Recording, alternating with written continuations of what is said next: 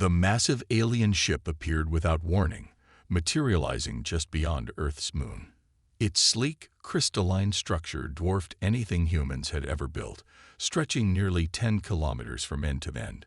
Within minutes, every telescope on Earth turned toward this impossible visitor, and every military base went into high alert. The message came exactly 1 hour after the ship's arrival. It broadcast simultaneously on all frequencies, in perfect English and every other major Earth language. The voice was cold, mechanical, and carried an unmistakable tone of superiority. Primitive species of Sol 3, designated Earth. This is the Supreme Council of Galactic Civilization. Your world has been monitored since your first radio signals. We have determined that your species requires proper guidance and resource management. You will submit to Council authority within 48 Earth hours. Resistance is inadvisable. In the United Nations emergency session in New York, General Robert Hayes stood before the assembled world leaders, his face grim but determined. The chamber buzzed with fearful whispers and angry outbursts. Some nations wanted immediate surrender. Others called for defiance. Ladies and gentlemen, Hayes began, his voice cutting through the chaos. They think we're primitive. They expect us to either submit or try fighting them with our publicly known weapons. A slight smile crossed his weathered face. They don't know about Project Guardian. The room fell silent. Project Guardian had been humanity's best-kept secret for the past 30 years. After finding a crashed alien scout ship in the Antarctic in 2127, the world's powers had secretly united, pooling their resources to reverse engineer its technology. They had succeeded beyond their wildest dreams. Behind the moon, hidden by advanced cloaking technology, Earth's real fleet waited. 300 ships built in secret underground facilities, each carrying weapons that combined alien tech with human innovation. The aliens had given humanity the base knowledge. Humans had taken it in entirely new directions. The Council ship sent another message as the deadline approached. Your time grows short. We detect no response. Submit now, and your species will be treated with reasonable consideration. In the White House Situation Room, President Anna Mitchell received reports from military commands worldwide. Everything was in position. She looked at the assembled Joint Chiefs and international representatives. Send our response. A young lieutenant, monitoring communications, crafted humanity's first official response to an alien civilization. It was short, clear, and would soon become famous throughout the galaxy. To the Galactic Council, humanity acknowledges your message. Here is our response. No. The Council ship's reaction was predictable. It launched what it believed would be a simple demonstration of power, a single energy beam aimed at an uninhabited area of the Sahara Desert. The beam never reached Earth's atmosphere. The quantum shield, reverse-engineered and improved from the Antarctic ship's defensive systems, flickered visible for a moment as it absorbed and dissipated the attack. The Council ship's sensors registered something impossible, technology they thought no primitive species could possess. Before they could react, Earth's hidden fleet emerged from behind the moon. Leading them was the EDS, Earth Defense Ship, humanity's hope, commanded by Admiral James Thompson. He had waited 30 years for this moment, helping build this fleet in secret, preparing for the day Earth would need to defend itself. All ships, Battle Formation Delta, Thompson commanded. Remember your training. Today we show the galaxy that humanity will not bow to tyranny. The Council ship tried to retreat, to regroup with its fleet waiting at the edge of the solar system. But humanity's ships were faster, their weapons more advanced. They had taken the Council's base technology and evolved it in ways the aliens never imagined. The battle lasted less than an hour. The Council ship, supposedly invincible, found itself surrounded, its shields failing against weapons it didn't understand. When the ship finally surrendered, the message sent back to the Galactic Council was simple. Your forces have been defeated. Earth is not primitive. Earth is not weak. And Earth is most certainly not surrendering. As news spread across the planet, Humans celebrated their first victory against an alien threat.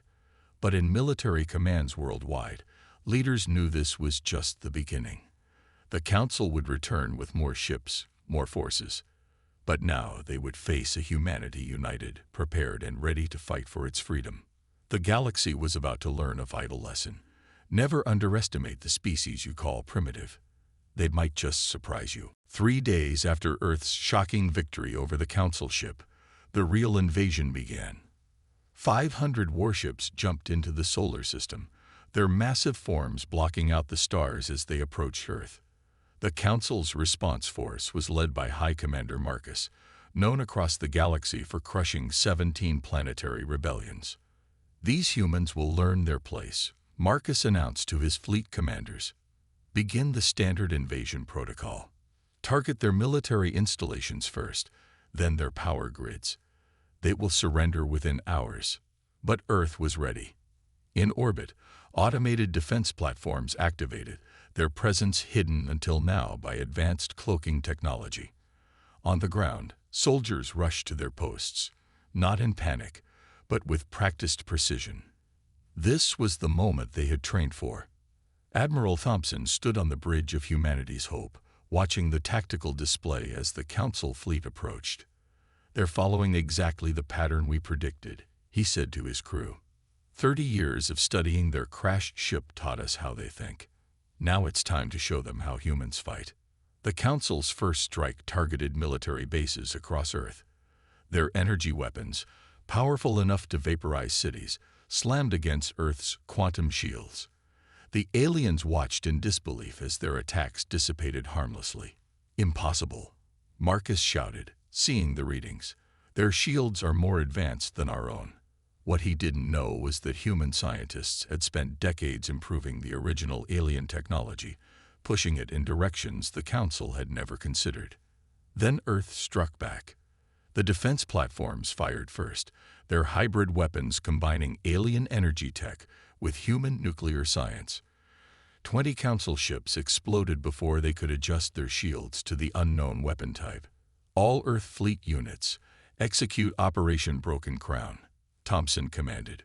From behind the moon, Earth's 300 ships emerged in perfect formation. They moved with impossible speed, using engines that the Council's sensors couldn't understand. Lieutenant Emma Davis, piloting one of Earth's fastest interceptors, led the first fighter squadron into battle. "Remember your training," she told her pilots.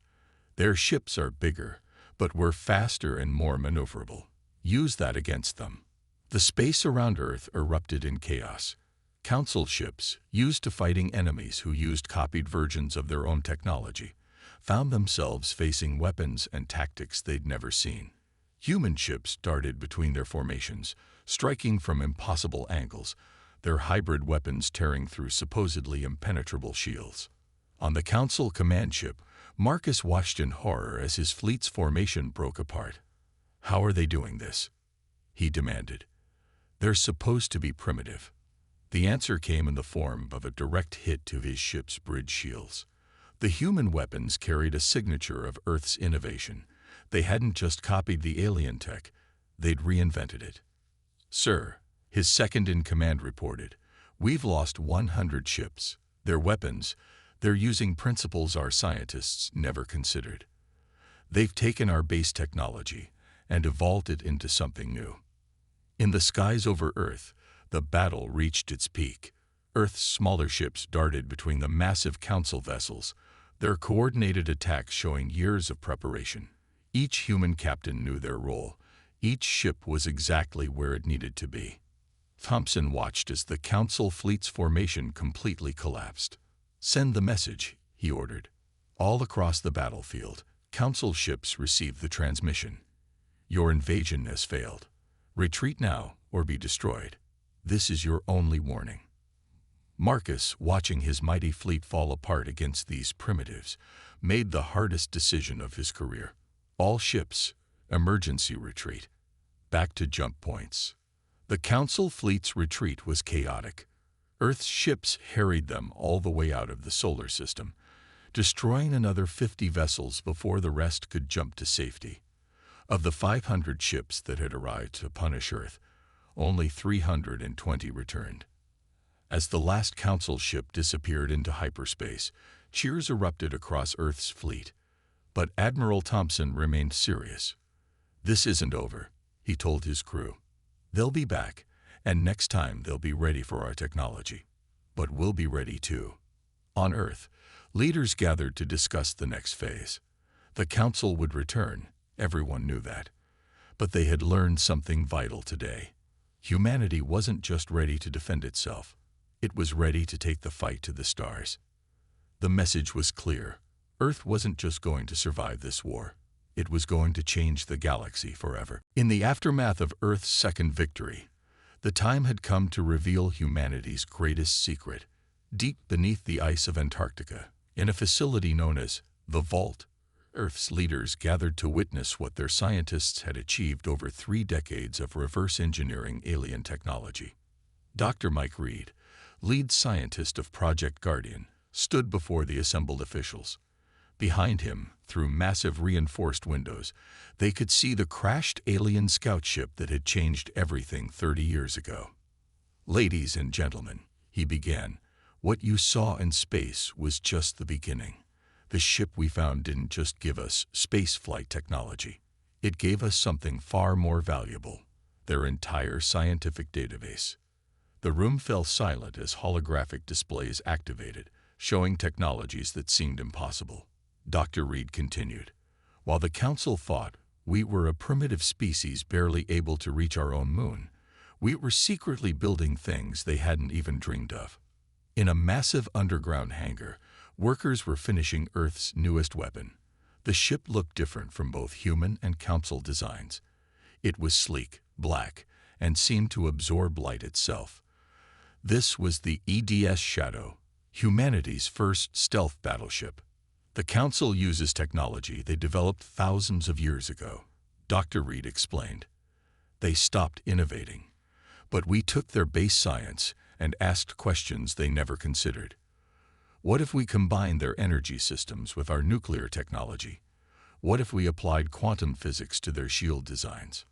Admiral Thompson, fresh from the space battle, stepped forward. "Show them the Prometheus project." The next hologram made even hardened military leaders gasp. It showed a massive space station being built in secret on the far side of Mars. "This," Dr. Reed said proudly, "is humanity's first mobile shipyard. It can build our advanced ships anywhere in space, and it's completely hidden from Council sensors." President Mitchell watched the demonstrations with careful attention. "How long until the Prometheus is operational?" 2 weeks, Dr. Reed answered. "We were already almost finished when the Council arrived. Their attack actually helped us. Everyone was looking at Earth, not Mars." In another part of the facility, Colonel Maria Rogers led a demonstration of the new ground combat suits. The powered armor made standard Council battle gear look primitive in comparison. "Their ground forces won't know what hit them," she said, easily lifting a 10-ton weight with the suit's enhanced strength. But the biggest surprise came when Dr. Reed revealed the final project. "We call it the Quantum Web," he explained, showing a network of small satellites. Once deployed, it can disrupt any Council ship's faster-than-light drive within the solar system. They can jump in, but they can't jump out. "Why didn't we use this in the last battle?" someone asked. Admiral Thompson answered, "Because we wanted them to escape. We wanted them to run back and tell the Council exactly how badly they failed. But next time," he smiled grimly, "next time they won't get away." The presentation continued with more revelations. Human scientists had developed energy weapons that could bypass Council shields completely. They had created AI systems more advanced than anything the Council had. Every piece of alien technology had been studied, improved, and evolved into something new. "The Council thinks they're facing a primitive species that got lucky," Dr. Reed concluded. "They don't understand that finding that scout ship was the worst thing that could have happened to them. We had 30 years to prepare, 30 years to innovate, 30 years to surpass them." As the meeting ended, President Mitchell addressed the group. Humanity didn't just copy their technology. We revolutionized it. The Council has used the same weapons and tactics for 1,000 years. But humans, we never stop improving, never stop asking questions, never stop pushing boundaries. In orbit, the EDS Shadow began its first test flight. Its new quantum engines were completely silent, its hull absorbed all sensor scans, and its weapons were unlike anything the galaxy had ever seen. This was humanity's answer to Council aggression, not just copy technology, but a complete reinvention of warfare. The message to all military commands went out. Operation Hidden Hand is now active.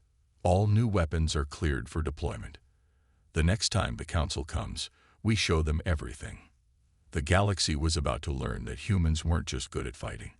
They were good at changing the rules of the fight entirely. 2 weeks after revealing their hidden arsenal, Earth launched Operation Thunderbolt.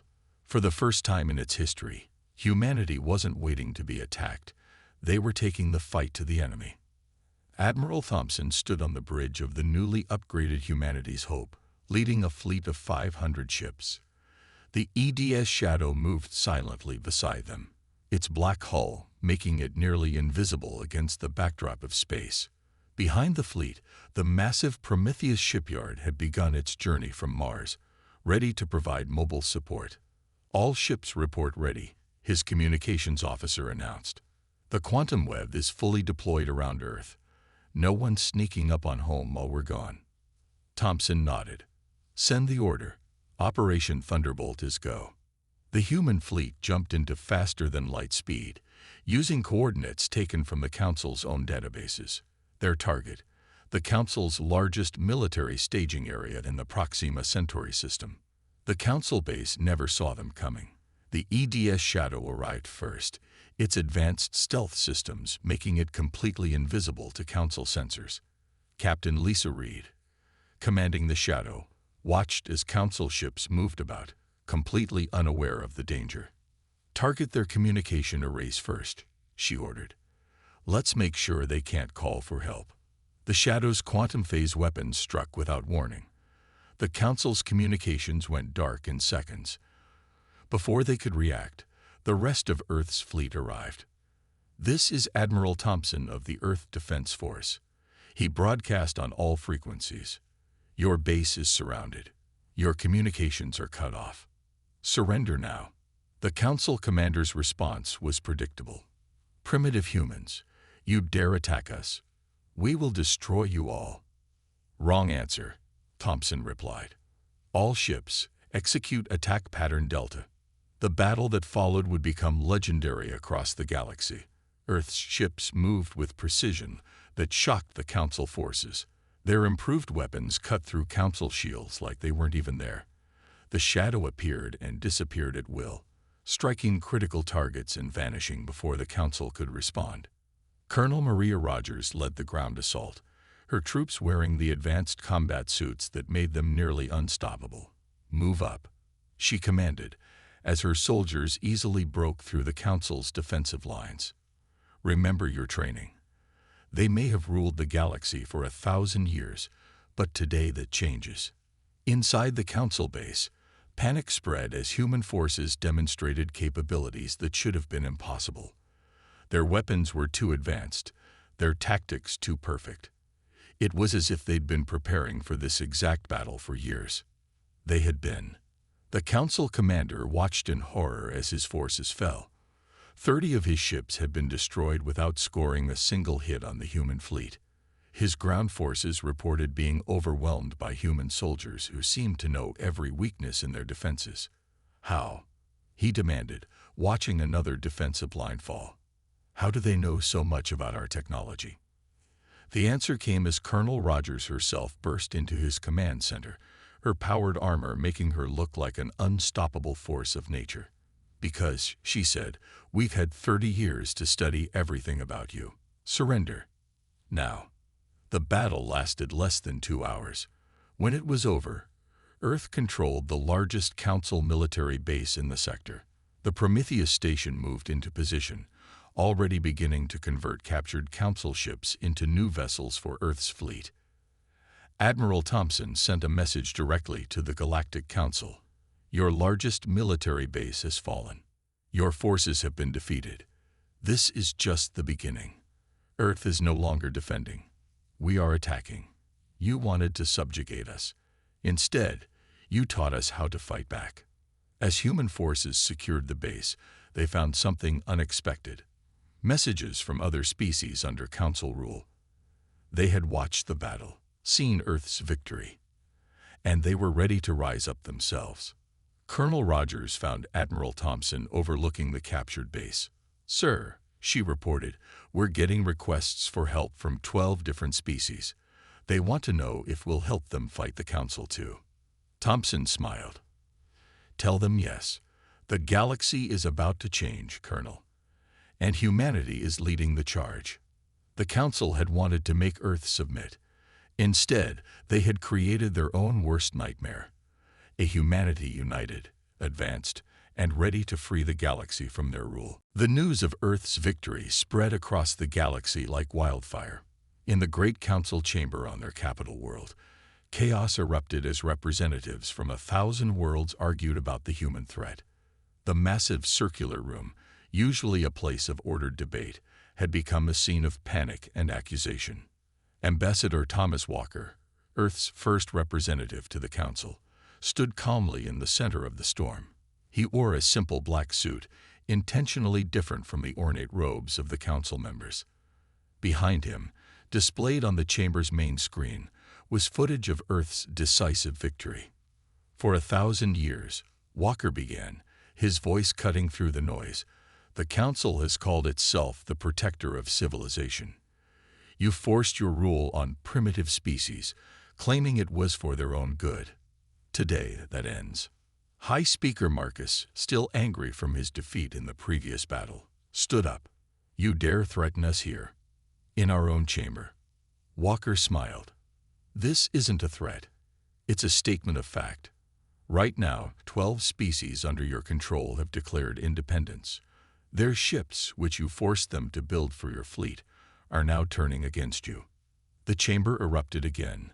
On the massive screens around them, live footage showed Council ships being disabled or captured across the galaxy. The primitive species had learned from Earth's example.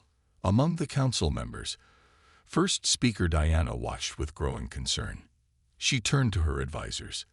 "The humans didn't just beat us militarily. They've started a revolution." In a private chamber after the main session, Diana met secretly with Walker. "Your species has achieved in weeks what others couldn't do in centuries," she said. "You've broken the Council's power. But what comes next?" Walker's response was clear. "Freedom. Real freedom for every species. No more primitive classifications. No more forced submission." Back on Earth, President Mitchell received reports from across the galaxy. The quantum web technology had been shared with their new allies, preventing Council forces from using faster-than-light travel in system after system. Admiral Thompson, coordinating from the captured Council base, sent regular updates.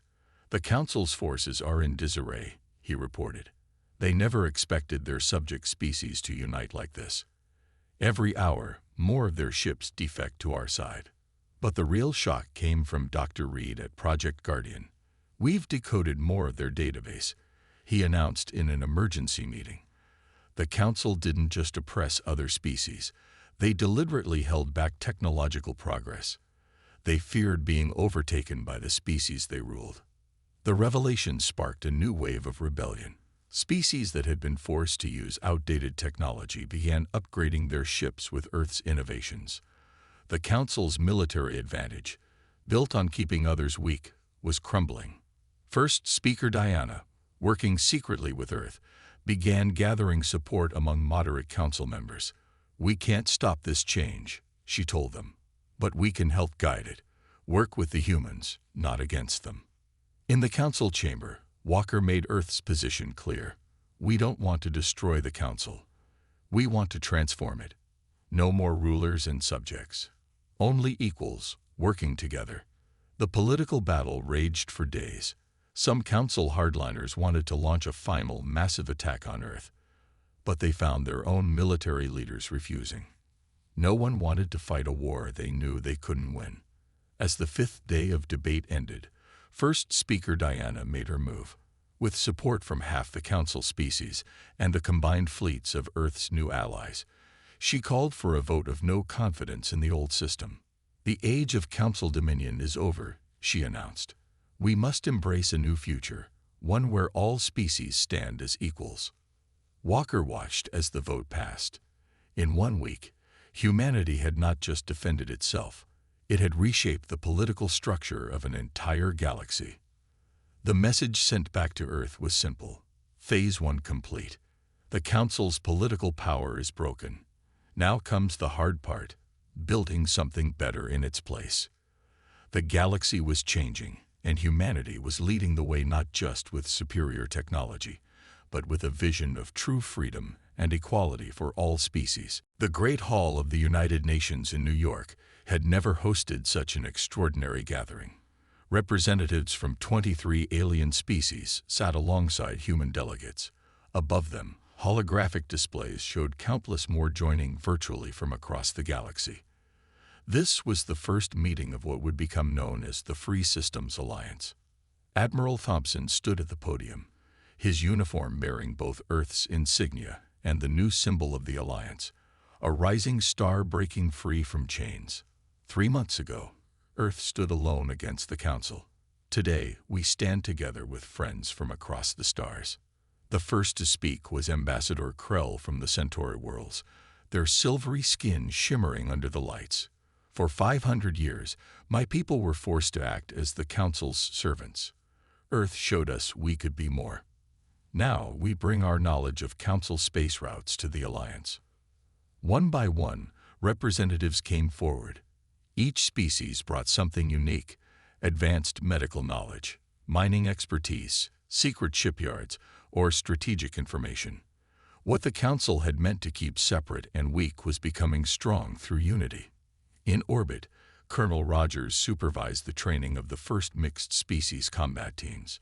Human soldiers worked alongside warriors from a dozen worlds, teaching them to use Earth's advanced combat suits while learning their unique fighting styles. "The Council kept us apart for a reason," Rogers told her troops. "They knew that together, we'd be stronger than them. Today, we proved them right." The Council hardliners hadn't given up completely. Reports came in of loyalist forces attacking Alliance worlds, but they found themselves facing something unprecedented: a united response from previously primitive species, all armed with Earth's improved technology. Dr. Reed, working with scientists from multiple species, made another breakthrough. "The Council didn't just hold back our technology," he announced to the Alliance leadership. "They actively suppressed scientific collaboration between species. Look what we've achieved in just 3 months of working together." The display behind him showed a new type of ship, designed by 6 different species working as one. It combined the best of everyone's knowledge: human innovation, Centauri energy systems, Proximan stealth technology, and more. "This is the Alliance's first true joint project," he said proudly. "We call it the Unity-class destroyer, and we can build it in any of our shipyards." The Alliance grew stronger each day. The Prometheus shipyard, now joined by similar facilities from other worlds, worked continuously to upgrade the combined fleet. Ships that once served the Council were rebuilt with new technology, their crews learning to work together across species barriers. Ambassador Walker, speaking from the new Alliance headquarters on Mars, addressed the growing coalition. "The Council tried to keep us weak by keeping us apart. But look at what we've achieved together. Every species brings something unique, something valuable. This is what they feared. Not just our technology, but our unity." The Alliance's first major test came when a group of Council loyalists attacked 3 newly freed worlds simultaneously. They expected to find easy targets. Instead, they met a combined fleet of human, Centauri, and Proximan ships. The battle lasted less than an hour. "Let this be a message," Admiral Thompson broadcast after the victory. "The days of easy conquest are over. Attack one of us, you face all of us. Back on Earth, President Mitchell met with alliance leaders to plan the future. "We're not just building a military alliance," she told them. "We're creating a new way for species to work together. Trade, science, culture, everything the Council tried to control, we'll make free." The Council loyalists found themselves facing a terrible truth. Their former subjects weren't just fighting back, they were thriving together. Species that had been kept isolated for centuries were sharing knowledge, resources, and strength. In the Alliance training grounds on Mars, a human instructor watched as a mixed group of soldiers completed a complex exercise perfectly. "This is what the Council never understood," he told his second-in-command. "Strength isn't about keeping others weak. It's about helping everyone become strong together." The message was spreading across the galaxy. The Alliance wasn't just another power block. It was a whole new way of thinking. And it was growing stronger every day. 6 months after Earth's first contact with the Council, the galaxy had changed forever. The Grand Council Chamber, once a symbol of oppression, now hosted the final meeting that would reshape galactic civilization. The old Council banners had been replaced with the rising star symbol of the Alliance. First Speaker Diana, now leading the moderate Council faction, stood before the assembled representatives. "For too long, we claimed to protect civilization while actually holding it back. Today, we acknowledge our mistakes and embrace a new path forward." Ambassador Walker watched from Earth's seat as the last Council hardliners were brought in to sign the Treaty of New Beginning. High Speaker Marcus, once proud and arrogant, now looked defeated as he picked up the pen. "You don't just want our surrender," Marcus said bitterly. "You want us to admit we were wrong all along." "No," Walker replied calmly. "We want you to help us build something better. That's the difference between Earth's way and the old Council way. We don't want subjects. We want partners." Admiral Thompson, attending via hologram from the Humanity's Hope, gave his report. "The last Loyalist fleet surrendered this morning. The military phase of our operation is complete." The changes across the galaxy were stunning. The Prometheus shipyards, now partnered with facilities from 20 different species, had revolutionized space travel. Dr. Reed and his multi-species science team had made breakthroughs that the Council had thought impossible. "Look at what we've achieved in 6 months of working together," Dr. Reed announced, showing the latest innovations. "Ships that are twice as fast, shields that are 3 times stronger, and medical advances that will help every species live longer, healthier lives." Colonel Rogers, now commanding the Alliance's Joint Training Academy on Mars, watched as troops from 30 different worlds trained together. "The Council spent thousands of years teaching everyone to fear each other," she told her staff. "We spent 6 months teaching them to work together. Guess which method worked better?" The final treaty contained 3 main points. First, all species would be recognized as equals, with full rights to develop their own technology and culture. Second, the old Council would be dissolved, replaced by the Galactic Alliance where every species had an equal voice. Third, and most importantly, no species would ever again be classified as primitive or denied access to advanced technology. President Mitchell, speaking from Earth via hologram, addressed the gathered representatives. 6 months ago, the Council thought they could easily conquer Earth. They didn't just underestimate our technology. They underestimated the power of freedom. Today, we don't celebrate their defeat. We celebrate a new beginning for all species. The changes were visible everywhere. Ships that once served different masters now flew together under the Alliance banner. Scientists who had been kept apart by Council law worked side by side, making discoveries that benefited everyone. Trade routes that had been restricted now flowed freely between all worlds. First Speaker Diana signed the final document with a steady hand. "The Council ruled through fear and division for 1,000 years. It took humanity just 6 months to show us a better way. We didn't just lose to Earth's weapons, we lost to their ideas." In orbit around Earth, the combined fleet of the Alliance gathered for a massive display of unity. Ships of every design and origin flew in formation, their crews no longer divided by species but united in purpose. Ambassador Walker's final message to the Assembly summed up humanity's victory. The Council thought they found a primitive species that needed to be controlled. Instead, they found the one species that would teach the galaxy how to be free. Today isn't just a victory for Earth. It's a victory for every being who dreams of a better future. As the new Alliance flag was raised for the first time, a cheer went up from thousands of throats in dozens of languages. The age of the Council was over. The age of freedom had begun. And it all started because they underestimated one primitive species called humanity. The galaxy would never be the same again. And that was exactly what Earth had fought for.